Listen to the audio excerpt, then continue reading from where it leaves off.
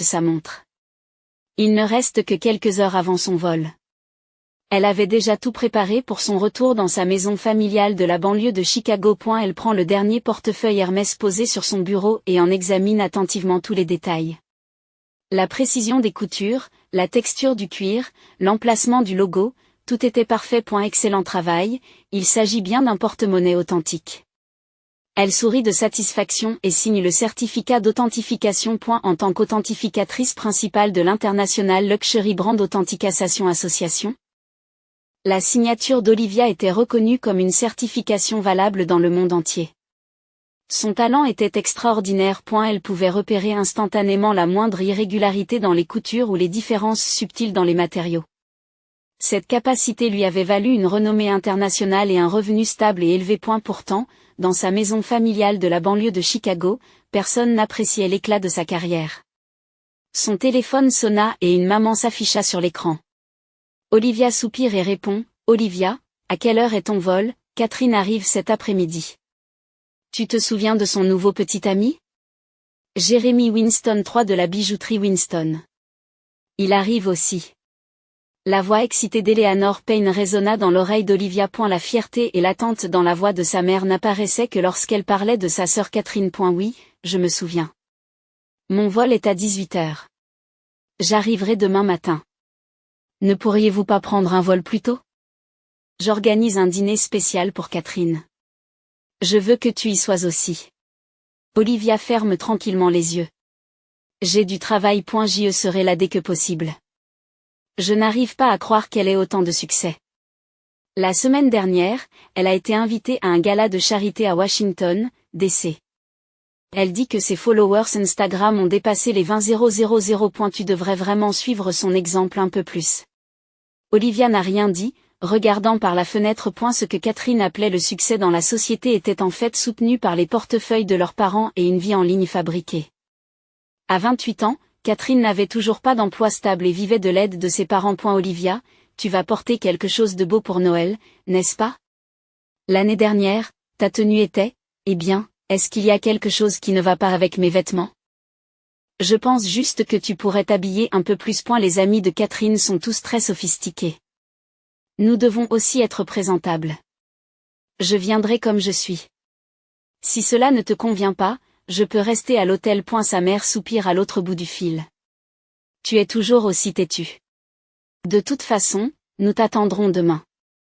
Après avoir raccroché, Olivia s'enfonça dans son fauteuil d'un air fatigué. Ses relations avec sa famille ont toujours été compliquées. Ayant grandi dans un foyer de la classe moyenne de la banlieue de Chicago, Olivia avait acquis des habitudes de vie modestes et des valeurs pratiques. En revanche, sa mère Eleanor et sa sœur Catherine étaient obsédées par le glamour superficiel et le statut social. Les vêtements simples et le comportement réservé d'Olivia n'ont jamais été qualifiés de simples par sa famille. Ils n'avaient qu'une vague idée de son travail, qui consistait à regarder des antiquités ou autre chose. Ils ne savaient pas qu'Olivia occupait un poste de direction dans une agence d'authentification internationale et qu'elle gagnait un salaire à 6 chiffres. Félicitations, Olivia. En se retournant, elle aperçoit son collègue James Morrison. Il s'approche de son bureau avec un sourire chaleureux. La prime pour la découverte de la contrefaçon de Louis Vuitton est arrivée. C'est une belle réussite. C'est de cela que vous allez vous vanter auprès de votre famille? Olivia émet un petit rire. Ma famille ne comprend pas vraiment ce que je fais. Il n'y a pas de quoi se vanter. James a levé un sourcil avec curiosité. Vous plaisantez, n'est-ce pas? Vous êtes l'un des authentificateurs les plus fiables du secteur. Le réseau de contrefaçon de Milan a été démantelé grâce à vous. Votre famille devrait être fière. Leurs valeurs sont différentes. Pour ma mère et ma sœur, le succès est synonyme de vie luxueuse et d'attention dans les cercles sociaux. Alors pourquoi ne pas leur dire votre salaire? James a fait un clin d'œil. Olivia secoue la tête. Je ne veux pas parler d'argent. Je veux juste qu'ils comprennent mes valeurs. Alors qu'Olivia ramassait sa valise et se préparait à quitter le bureau, elle pensa à la prime qu'elle avait reçue pour sa récente grande réussite. Elle était financièrement très à l'aise, mais cela ne changeait rien à son mode de vie modeste. Pour Olivia, le vrai luxe ne réside pas dans les biens matériels, mais dans l'utilisation de ses talents et dans une vie honnête. Elle choisit un pull en cachemire blanc et un pantalon noir simple et les met dans sa valise. Ce n'était pas la tenue tapa accent grave l'œil à laquelle sa famille s'attendait, mais elle avait l'élégance caractéristique d'Olivia. En attendant le taxi, Olivia respire profondément pour se préparer au jour à venir à Chicago. Les vantardises de Catherine. Le regard critique de sa mère, leur incompréhension face à sa carrière, tout était prévisible. Pourtant, Noël est l'occasion de passer du temps en famille. Lorsqu'elle sonne à la porte de la maison familiale, elle entend la voix enjouée de Catherine. « J'arrive. » La porte s'ouvre et laisse apparaître sa sœur parfaitement coiffée. Enfin arrivée, Catherine serra sa sœur dans ses bras. Parée de bijoux luxueux et d'une robe de créateur, elle avait l'air de se rendre à une fête. « Regardez mon nouveau sac Chanel. Un cadeau de Noël anticipé de Jérémy. » Olivia sourit. Son œil expert a immédiatement reconnu l'authenticité du sac. « Il est magnifique, » répondit-elle doucement. En entrant dans le salon, elle trouva sa mère Eleanor debout dans une robe de fête élaborée. « Olivia, tu es enfin arrivée, » dit-elle en regardant Olivia de haut en bas, fronçant légèrement les sourcils devant la simplicité de sa tenue. « Comment s'est passé ton voyage ? » « Très bien, maman. Pas de problème, » répondit Olivia calmement, en lui offrant un petit paquet cadeau. Eleanor prit le paquet, sentant son léger poids. « Des chocolats de Chicago ? Les mêmes que l'année dernière ? » Olivia acquiesça en silence. En fait, il s'agissait d'une édition limitée commandée spécialement auprès d'un célèbre chocolatier parisien, mais son emballage simple empêchait sa mère d'en reconnaître la valeur. Catherine, ma chérie, parle à Olivia du prochain gala de charité, dit Eleanor avec enthousiasme. Catherine commença joyeusement à parler d'événements mondains, de rencontres avec des célébrités et de sa popularité sur Instagram. Olivia écoutait tranquillement, voyant bien que les histoires étaient manifestement exagérées. À l'extérieur de la fenêtre, la neige s'est mise à tomber silencieusement. Alors que l'atmosphère de Noël enveloppait la maison, Olivia décida de passer cette fête paisiblement, même si elle sentait les valeurs déformées de sa famille. La veille de Noël. Le salon de la famille Pain était chaleureusement éclairé par la cheminée et de nombreuses bougies. Un grand sapin de Noël trônait dans un coin de la pièce, richement décoré d'ornements étincelants et de lumières colorées. Sous l'arbre, des cadeaux de différentes tailles étaient empilés. Après le dîner, la famille Pain se réunit dans le salon. La mère Eleanor tient une coupe de champagne, arborant un sourire fier. Le nouveau petit ami de Catherine, Jeremy Winston III, est assis à côté d'elle sur le canapé, vêtu d'un smoking de luxe. C'est maintenant l'heure de l'échange de cadeaux, annonce bruyamment Eleanor. Cette année sera spéciale. Olivia, assise dans un fauteuil près de la cheminée, sourit doucement. La tradition familiale voulait que la mère distribue les cadeaux en premier. Eleanor se leva élégamment et sortit une grande boîte de sous le sapin. Et la boîte est enveloppée dans un luxueux papier doré et ornée d'un ruban rouge. Catherine. Voici mon cadeau pour toi. Eleanor tend la boîte à sa fille. J'ai pensé que ce serait parfait pour toi. Le visage de Catherine s'illumine d'excitation. Elle détache rapidement le ruban et déchire le papier d'emballage. À l'intérieur se trouvait ce qui semblait être un sac de luxe en cuir marron. Un Hermès Birkin. Catherine a crié. Maman, je l'adore. Tu es la meilleure. Elle brandit le sac à deux mains et se mit à danser dans la pièce. J'attendais ça avec impatience. Tout le monde va être jaloux. Jérémy, regarde. Un vrai Birkin. Jérémy a hoché la tête d'un air décontracté en disant, c'est merveilleux, mon chat. Mais les yeux d'Olivia s'étaient immédiatement fixés sur les détails du sac. En tant qu'experte en authentification de produits, son regard captait automatiquement les subtiles irrégularités des coutures. La légère différence de texture du cuir et le subtil désalignement du logo. Mais elle est restée silencieuse. Catherine poursuit avec enthousiasme. Cela va certainement augmenter le nombre de mes followers sur Instagram.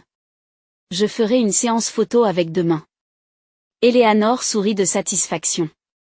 J'ai pensé que cela vous irait bien. La reine de la société a besoin de ce genre de prestige. Maman, combien cela a-t-il coûté ? Demande Catherine avec curiosité. Eleanor fit un signe de la main pour éluder la question. Il ne faut pas demander le prix d'un cadeau de Noël. Mais maman l'a obtenu dans un magasin agréé grâce à un lien spécial. Olivia observe discrètement. Elle savait que l'affirmation de sa mère selon laquelle elle l'avait acheté dans un magasin agréé était un mensonge. Le sac était clairement un faux. Pour son œil d'experte, ce n'était qu'une imitation de niveau amateur. Cependant, ne voulant pas gâcher la joie de la famille, Olivia resta silencieuse. L'objet suivant qu'Eleanor prit fut un petit sac en papier. Un simple sac en papier brun entouré d'un ruban. « Olivia, voici ton cadeau », dit Eleanor avec une certaine hésitation. « J'ai pensé que cela te conviendrait. » La pièce est devenue silencieuse. Catherine était toujours en train de serrer son Birken dans ses bras, arborant un petit sourire. Olivia accepta poliment le sac en papier et dénoua le ruban. À l'intérieur se trouvait un tissu vert plié. Lorsqu'elle l'a déplié, il s'est avéré qu'il s'agissait d'un sac écologique gratuit d'un supermarché local. Le sac portait un logo Ecolife. C'est. Les mots manquent à Olivia. L'atmosphère de la pièce s'est figée un instant. Catherine laisse échapper un petit rire. Eleanor haussa les épaules et dit, « Les articles de luxe ne te conviennent pas, les choses pratiques ne sont-elles pas plus ton style ?» dit-elle en riant. « Tu es toujours soucieuse de l'environnement et c'est pratique pour faire les courses. » Catherine ajoute méchamment tout en serrant sa Birken, « Mais ce n'est pas comme si tu avais l'occasion de porter des sacs de luxe, n'est-ce pas? Tu ne fais que passer du travail à la maison. Les articles de marque ne te conviennent pas de toute façon. » Jérémie a montré une expression de gêne momentanée, mais n'a rien dit. Olivia prit lentement le sac écologique et en caressa le tissu avec ses doigts. Son expression ne révèle rien. Mais intérieurement, elle ressentait un mélange de tristesse et de colère en se demandant pourquoi sa mère et sa sœur la sous-estimaient à ce point. En tant qu'authentificatrice de marques de luxe internationales, elle manipulait chaque jour des articles valant des millions de dollars. Paradoxalement, un sac de luxe que sa sœur tenait fièrement était une contrefaçon de mauvaise qualité qu'elle pouvait identifier d'un seul coup d'œil. Merci, dit Olivia à voix basse. Puis elle a lentement levé les yeux et a regardé la Birken de Catherine. Puis elle sourit doucement. C'était un sourire doux, mais quelque chose d'autre était caché dans ses yeux. « Qu'est-ce qu'il y a ? Pourquoi regardes-tu mon sac comme ça ? Demande Catherine, un peu inquiète. « Rien, » répondit Olivia tranquillement. « C'est un joli sac. » Catherine rit, soulagée. « N'est-ce pas ? Imagine-toi te promener avec ça. Tout le monde va me regarder. » Olivia pose silencieusement le sac écologique sur ses genoux. Dans son esprit, la valeur réelle du Birken et l'ironie de la situation étaient devenues évidentes. « Tu ne sais toujours pas », se dit-elle à voix basse. L'un des plus grands experts au monde en matière d'identification d'authentiques Birkens, Hermès, recevait un sac écologique gratuit. Pendant ce temps, sa sœur et sa mère se réjouissaient d'un faux Birken. Olivia sourit intérieurement de l'ironie de la situation. Après les vacances, Olivia est retournée à son bureau de New York. Le bureau de l'International Luxury Brand Authentication Association, situé au 14e étage d'un luxueux immeuble de verre, brillait dans la lumière du matin. Son bureau est déjà rempli de nouvelles demandes d'authentification. Welcome back, James Morrison s'est approché avec 2 tasses de café. Il en tend une à Olivia. Comment se sont passées vos vacances ? Olivia accepte le café avec un sourire reconnaissant. Merci. Et bien, c'était comme prévu. James s'assit sur la chaise à côté d'elle. Dis-m'en plus. Olivia poussa un profond soupir. Ma mère a offert un Birken Hermès à ma sœur. Et à moi, elle a offert un sac écologique du supermarché local. James haussa un instant un sourcil, incrédule. Vous plaisantez, n'est-ce pas ? Je ne plaisante pas, dit Olivia en secouant la tête. Mais ce n'est pas le plus gros problème. Les Birken de ma sœur étaient des fausses. Étaient une mauvaise en plus. Quoi ? S'exclama James. S'exclame James. Dit Olivia en buvant son café. Ma mère a prétendu l'avoir acheté dans un magasin agréé, mais elle a été clairement trompée. Elle a probablement payé le prix fort en pensant qu'il s'agissait d'une affaire spéciale. Jacques se leva de sa chaise et commença à arpenter la pièce, visiblement en colère. Pourquoi ne pas leur avoir dit la vérité ? Il ne s'agit pas seulement d'un faux. Il s'agit du fait qu'ils ne respectent pas ton expertise. Olivia a haussé les épaules. Ils ne me croiraient pas même si je leur disais. Et puis, en plus de quoi ? C'est difficile à dire, mais peut-être que je ne voulais pas les voir embarrassés, répondit Olivia à voix basse. Ma mère et ma sœur ont toujours accordé de l'importance aux apparences et au statut social. Et si elles savaient qu'on leur a vendu un faux, leur fierté serait brisée. Jacques hocha la tête en signe de compréhension, même s'il ne semblait pas encore tout à fait convaincu. Je comprends. Mais la vérité finira par éclater. Ces mots devinrent réalité plus tôt que James ne l'avait imaginé. 3 semaines plus tard, un après-midi de semaine, le téléphone du bureau d'Olivia sonna. L'écran affiche le nom de Catherine. Un contact de la part de sa sœur était inhabituel. Olivia répond avec une certaine appréhension. Catherine ? Qu'est-ce qu'il y a ? Olivia. Tu ne vas pas le croire. La voix excitée de Catherine éclate dans le combiné. J'ai mis le Birken aux enchères en ligne. Il y a déjà un peu de 80 000 $. Olivia s'est figée. Quoi ? Tu vends le Birken ? Bien sûr. Je veux un sac encore plus cher, répond Catherine avec enthousiasme. Si je vends ce Birken, je pourrais acheter un Birken plus luxueux en cuir de crocodile. Et la mère de Jérémy a un Birken en crocodile. J'en veux un aussi. Olivia se rendit compte de la terrible vérité. Sa sœur essayait involontairement de vendre une contrefaçon à un prix élevé. Ce qui pouvait potentiellement conduire à des accusations de fraude. Même si ce n'est pas intentionnel, vendre un faux article en le faisant passer pour authentique est contraire à la loi. Catherine, écoutez. Tu dois retirer cette annonce tout de suite, dit Olivia d'une voix sérieuse. Pourquoi ? Le prix est si élevé. Il faut que je t'explique. Je viens à Chicago tout de suite, décida Olivia avec fermeté. Qu'est-ce que tu racontes ? La vente aux enchères se termine demain. Je serai là avant. Ne fais rien, attends. Olivia explique à son patron qu'il s'agit d'une affaire familiale urgente et prend un vol pour Chicago dans l'après-midi. Elle arrive à la maison familiale à 20 h. Lorsqu'elle ouvre la porte, Catherine et sa mère Eleanor sont assises dans le salon, l'air inquiet. Qu'est-ce qui se passe ? Pourquoi es-tu venue si vite ? Demande Eleanor. Olivia pose sa valise et respire profondément. Catherine, où est le Birken ? Catherine désigna d'un air perplexe le sac brun posé sur la table basse. Il est juste là. Quel est le problème ? Il y a déjà 85 000 $. Olivia prend le sac et l'examine à nouveau attentivement. Son premier jugement était le bon. Il s'agit clairement d'un faux.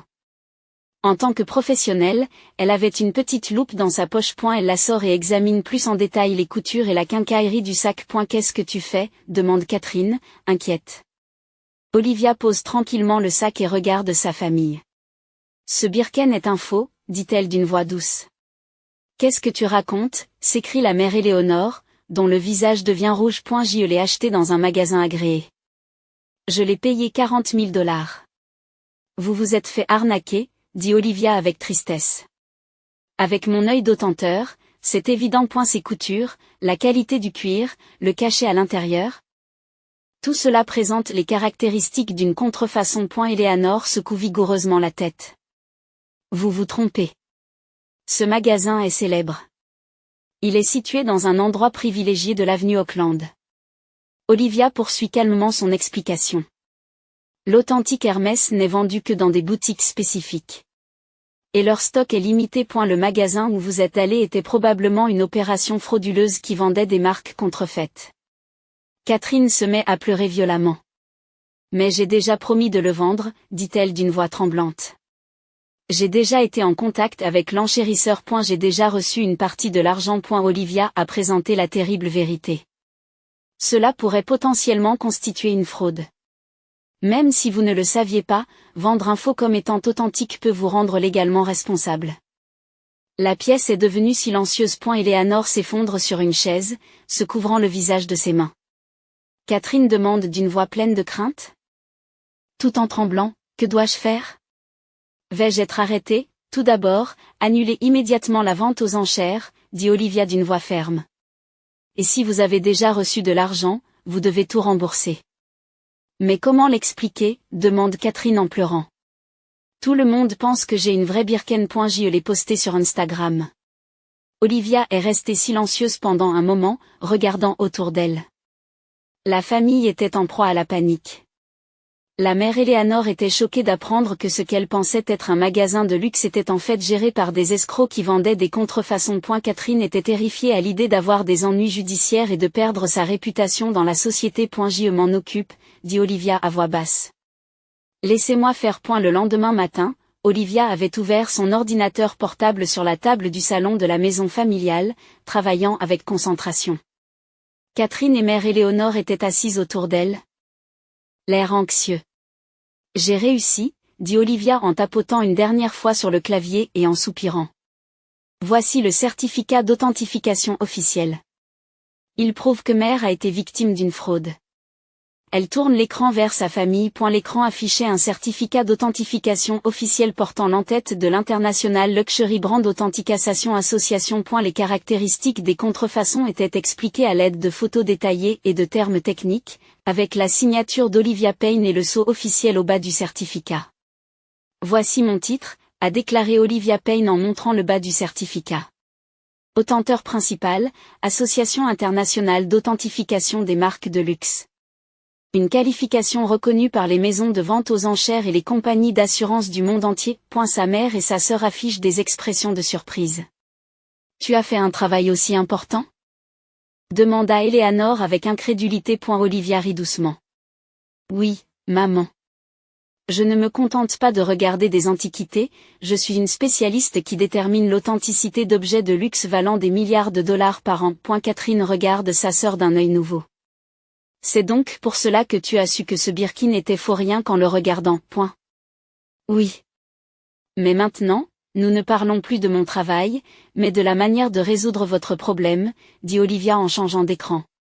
J'ai préparé des documents prouvant que maman a été victime d'une fraude. J'ai déjà contacté la police et demandé une enquête sur ce magasin de contrefaçon. Je leur ai dit que notre association coopérerait, alors ils devraient prendre la chose au sérieux. Et la vente aux enchères, demande Catherine, inquiète. Je m'en suis déjà occupée, dit Olivia avec assurance. J'ai émis un avis avec mon certificat d'authentification disant que la vente aux enchères a été annulée car l'objet a été jugé contrefait par un expert. Conformément à la politique anti-contrefaçon du site de vente aux enchères, aucune pénalité ne sera appliquée à votre compte vendeur. Catherine s'enfonce dans son fauteuil, l'air soulagé. Catherine s'enfonce dans son fauteuil d'un air soulagé, vraiment ? Qu'en est-il de la responsabilité juridique ? Tout ira bien puisque vous avez réagi immédiatement après avoir pris connaissance des résultats de l'authentification. J'ai également précisé qu'il n'y avait pas eu de fraude intentionnelle, explique Olivia calmement. J'ai contacté les enchérisseurs individuellement par l'intermédiaire du site de vente aux enchères, vous n'avez donc pas besoin de vous excuser directement. Les larmes montent aux yeux d'Eleanor. 40 $. 000 en pure perte. Olivia pose une main sur l'épaule de sa mère. Pas nécessairement. Si vous avez des preuves de fraude, vous pourrez peut-être demander une indemnisation si l'enquête de police progresse. Ce magasin doit avoir d'autres victimes, l'affaire pourrait prendre de l'ampleur. Catherine fixait son smartphone avec un visage troublé. Mais qu'en est-il de mes followers sur Instagram ? Tout le monde attend mes posts sur les Birken. Mon image dans la société. Olivia fronça momentanément les sourcils, mais s'empressa d'appuyer sur la touche. Sa sœur ne semblait toujours pas avoir bien compris. Olivia a dit d'une voix sérieuse que la vraie valeur n'est pas une question d'apparence ou de marque. Ce qui compte, c'est ce que l'on est et ce que l'on peut faire. Mais tout le monde pense que j'ai des Birken. Et s'ils découvrent que c'est un faux, demande Olivia à voix basse. Que diraient tes amis de la société ? Catherine lève les yeux. La peur flottait dans ses yeux. Et elle est beaucoup plus important d'être soi-même que de donner une fausse impression. Olivia a poursuivi. Je ne travaille pas pour les likes sur Instagram. Je travaille pour faire la distinction entre le vrai et le faux, et pour protéger les gens de la fraude. Ces mots semblent provoquer un certain changement chez Catherine. Elle a posé son smartphone et a acquiescé en silence. Pendant ce temps, Eleanor était assise à la table de la cuisine, silencieuse depuis un moment. J'ai toujours eu tort. Murmure-t-elle soudain. Olivia et Catherine se tournent vers leur mère. Je me suis trop préoccupée des apparences et du statut social, et je n'ai pas su voir ce qui était vraiment important, poursuit Eleanor. Olivia, tu as des talents et des connaissances extraordinaires, mais je ne les ai pas reconnus. Olivia s'est assise à côté de sa mère et lui a tenu la main. Il suffit que tu le saches maintenant. Maman. Voulez-vous m'en dire plus sur votre carrière, demande Eleanor avec sincérité. Olivia sourit.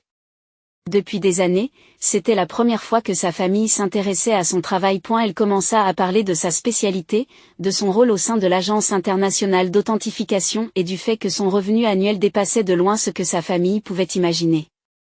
Catherine l'écoute avec une expression de surprise. Vous gagnez autant?